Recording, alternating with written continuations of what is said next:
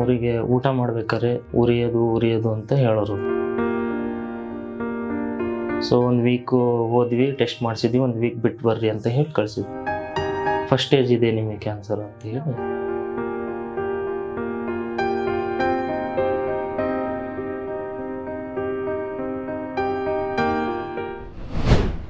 ನಮಸ್ಕಾರ ವೀಕ್ಷಕರೇ, ಇವತ್ತು ನನ್ನ ಜೊತೆ ಪೇಷಂಟ್ ನ ಫ್ಯಾಮಿಲಿ ಮೆಂಬರ್ ಇದ್ದಾರೆ. ಸೊ ಅವ್ರ ಜೊತೆ ಮಾತಾಡೋಣ, ಎಲ್ಲಿಂದ ಬಂದಿದ್ದಾರೆ ಮತ್ತೆ ಪೇಷಂಟ್ ಕಂಡೀಷನ್ ಯಾವ ರೀತಿ ಇದೆ, ನಮ್ಮ ಹಾಸ್ಪಿಟಲ್ ಬಗ್ಗೆ ಹೇಗೆ ಗೊತ್ತಾಯ್ತು ಅಂತ ಅವ್ರ ಜೊತೆ ಕೇಳೋಣ. ಹಲೋ ಸರ್, ನಮಸ್ತೆ. ಸರ್, ನಿಮ್ಮ ಹೆಸರು? ಅನಿಲ್ ಅಂತ ಹೇಳಿ. ಎಲ್ಲಿಂದ ಬಂದಿರೋದು? ಮೇಡಮ್ ನಮ್ಮ ದಾವಣಗೆರೆ ಡಿಸ್ಟಿಕ್ ಸೂರಗೊಂಡನಕೊಪ್ಪ ಹಳ್ಳಿ ಮೇಡಮ್. ಓಕೆ ಸರ್, ಪೇಷಂಟ್ ಯಾರು? ನಮ್ಮ ತಂದೆ ಮೇಡಮ್. ಅವ್ರ ಹೆಸರು ಮತ್ತೆ ವಯಸ್ಸು? ದುದ್ಯ ನಾಯ್ಕ್, ವಯಸ್ಸು 58.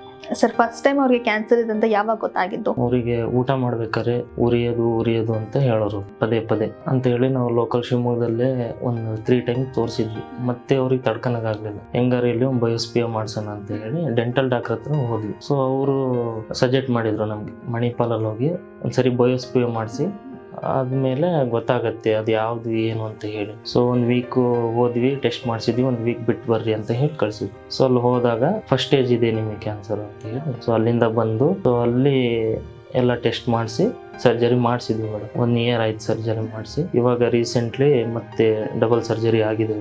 ಓಕೆ, ಫಸ್ಟ್ ಯಾವಾಗ ಕಾಣಿಸ್ಕೊಂಡಿದ್ದು ಸರ್? ಯಾವ ಇಯರ್ ಅಲ್ಲಿ ಗೊತ್ತಾಗಿತ್ತು ನಿಮ್ಗೆ? ಈಗ May 22ಗೆ 1 ಇಯರ್ ಆಯ್ತು ಸರ್ಜರಿ ಆಗಿದೆ. Okay sir. ಸೊ ಅವಾಗ ಕಂಟಿನ್ಯೂಸ್ ಟ್ರೀಟ್ಮೆಂಟ್ ಎಲ್ಲ ಇದ್ರ ಅವ್ರಿಗೆ? Continue radiation with chemo 6 week ಏನೋ ಅವರು ಸಜೆಸ್ಟ್ ಮಾಡಿದ್ರು. ನಮಗೆ ಲಿಂಕ್ ಎಲ್ಲ ಶೇರ್ ಮಾಡಿದ್ರು. ಸೊ ನೋಡಿದಾಗ ಚೆನ್ನಾಗಿ ಅನ್ನಿಸ್ತು. ನೋಡುವ ಇದೊಂದು ಟೈಮ್ ನೋಡುವ. ನಮ್ಮ ತಂದೆಯವರಿಗೆ ತಡ್ಕೊಳಕ್ಕಾಗ್ತಾ ಇಲ್ಲ. ಪೇಯ್ನು ಊಟ ಮಾಡೋಕ್ಕೂ ತೊಂದರೆ ಅವರಿಗೆ. ಸೊ ನೋಡುವ, ಹೋಗುವ, ಒಂದ್ಸರಿ ವಿಸಿಟ್ ಮಾಡೋಣ ಅಂತ ಹೇಳಿ ಸೊ ಇಲ್ಲಿ ಬಂದಿದ್ದೀವಿ. ಓಕೆ ಸರ್, ಇಲ್ಲಿ ಬಂದು ಡಾಕ್ಟರ್ ಹತ್ರ ಕೂಡ ಮಾತಾಡಿದ್ರ, ಹೇಗೆ ಅನಿಸ್ತಾ ಇದೆ ಇವಾಗ? ಡಾಕ್ಟ್ರು ಪರವಾಗಿಲ್ಲ, ಧೈರ್ಯ ಕೊಟ್ಟರು ಪೇಷಂಟ್ ಅವರಿಗೆ. ಹೇಗಿರಬೇಕು, ಯಾವ ಥರ ಫುಡ್ಡನ್ನು ಯಾವ ಥರ ಇದು ಮಾಡಬೇಕು ಅಂತ ಹೇಳಿ ಪೇಷಂಟ್ ಅವರಿಗೆ ಧೈರ್ಯ ತುಂಬಿದ್ರು. ಅದೇ ಸಂತೋಷ ಆಯ್ತು ಸರ್. ಇವಾಗ 1 ಇಯರ್ ಆಯ್ತು ನಿಮ್ಗೆ ಕ್ಯಾನ್ಸರ್ ಇದೆ ಅಂತ ಗೊತ್ತಾಗಿ. ಸೊ ಅವಾಗ ನಿಮಗೆ ಕ್ಯಾನ್ಸರ್ ಇದೆ ಅಂತ ಗೊತ್ತಾಗಿದ ತಕ್ಷಣ ನಿಮ್ಮ ಫ್ಯಾಮಿಲಿಲೆಲ್ಲ ಯಾವ ರೀತಿ ಇತ್ತು? ಅಂದ್ರೆ ಯಾವ ರೀತಿ ರಿಸೀವ್ ಮಾಡಿದ್ರಿ? ಯಾಕಂದ್ರೆ ಭಯ ಆಯ್ತಾ, ಟೆನ್ಷನ್ ಆಯ್ತಾ? ಟೆನ್ಷನ್ ಆಯ್ತು, ಪೂರಾ ಭಯನೂ ಆಯ್ತು. ಅವರು ಹೆಲ್ತ್ ಬಗ್ಗೆ ತುಂಬಾ ಕಾಳಜಿ ಅವರಿಗೆ.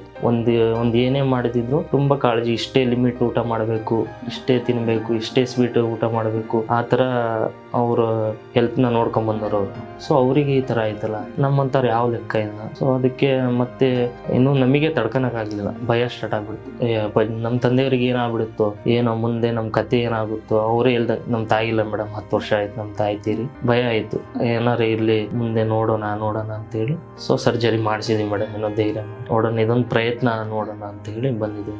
ಇವಾಗ ಪೇಷಂಟ್ ಕಂಡೀಷನ್ ಯಾವ ರೀತಿ ಇದೆ ಸರ್? ಅಂದ್ರೆ ಇವಾಗ್ಲೂ ಕೂಡ ಕಷ್ಟ ಆಗುತ್ತಾ ಊಟ ಮಾಡಕ್ಕೆ? ಮಾತಾಡ್ತಾರೆ, ಏನ್ ಕಷ್ಟ ಇಲ್ಲ, ಓಡಾಡ್ತಾರೆ, ಮಾತಾಡ್ತಾರೆ. ಅಂದ್ರೆ ಊಟ ಅಂದ್ರೆ ಮೆದು ಊಟ, ಅಂಬ್ಲಿ, ರಾಗಿ ಮುದ್ದೆ. ಸೊ ಅದೇ ಅನ್ನ, ಅಷ್ಟು ರೈಸ್ ಊಟ ಏನಷ್ಟು ಮಾಡಕ್ಕಾಗಲ್ಲ, ಅವ್ರಿಗೆ ಅಂಟುತ್ತೆ ಒಳಗಡೆ. ಸೊ ನೀವು ಸ್ಟಾರ್ಟಿಂಗ್ ತೋರಿಸಿದಾಗ ಡಾಕ್ಟರ್ ಏನಾದ್ರು ಹೇಳಿದ್ರ ಏಂತಕ್ಕೆ ಈ ರೀತಿ ಆಗಿದೆ ಅಂದ್ರೆ? ಮೇಡಮ್ ಅವರು ಇವಾಗ ನಾನ್ ವೆಜ್ ಇದ್ದಾಗ ಎಲೆ ಅಡಿಕೆ, ಚೂರು ತಂಬಾಕು ಅಷ್ಟೇ ಮೇಡಮ್. ಡೈಲಿ ರೊಟೇಟ್ ಏನಿಲ್ಲ ಅವ್ರದ್ದು. ಅವರು ರೈತಾಪಿ ಜೀವನನೇ ಅವ್ರದ್ದು. ಯಾವರ ಅಂಗಡಿ ಅವರ ಅದು ಇದು ಮಾಡ್ಕೊಂಡು ಬಂದವ್ರು ಮೇಡಮ್. ಸೊ ಅವರು ಹೊರಗಡೆನೆ ಜಾಸ್ತಿ ಓಡಾಡ್ದವ್ರು, ಬಳಕೆ ಜಾಸ್ತಿ ಅವರಿಗೆ. ಅವರು ಅವಾಗ ಸ್ವಲ್ಪ ಟಬಾಕು ಯೂಸ್ ಮಾಡ್ತಿದ್ದಾರೆ. ಸೊ ಅದೇ ಇಶ್ಯೂ ಆಗಿದ್ದು ಅವ್ರಿಗೆ. ಎಸ್ ಸರ್, ಇವಾಗ ಇಲ್ಲಿ ಬಂದು ಮೆಡಿಸಿನ್ ತಗೊಂಡಿದ್ರ, ಡಾಕ್ಟರ್ ಜೊತೆ ಕೂಡ ಮಾತಾಡಿದ್ರ, ಆದಷ್ಟು ಬೇಗ ಅವರು ಗುಣಮುಖರಾಗ್ಲಿ ಅಂತ ನಾವು ಕೂಡ ಬಯಸ್ತೀವಿ. Thank you sir. ಧನ್ಯವಾದ.